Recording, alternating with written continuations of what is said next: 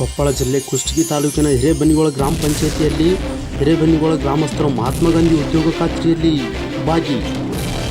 ಇದಕ್ಕೆ ಮತ್ತಷ್ಟು ಯಶಸ್ವಿನ ಸಲಹೆ ನೀಡಿದ ಹಿರೇಬನ್ನಿಗೋಳ ಗ್ರಾಮ ಪಂಚಾಯಿತಿ ಅಧಿಕಾರಿಗಳು.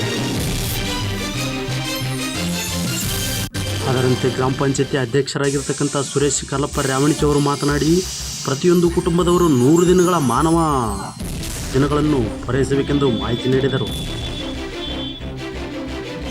ಗ್ರಾಮ ಪಂಚಾಯಿತಿಯ ಅಧಿಕಾರಿಯಾಗಿರ್ತಕ್ಕಂಥ BFT ಬಸಟಪ್ಪ ರಾಥೋಡ್ ಅವರ ಸಮ್ಮುಖದಲ್ಲಿ ಜೋಡಿಗೆ ಕಟ್ಟಿಕೊಡೋದ್ರ ಮೂಲಕ ಮತ್ತಷ್ಟು ಚುರುಕುಗೊಳಿಸಿದ ಉದ್ಯೋಗ ಖಾತ್ರಿ.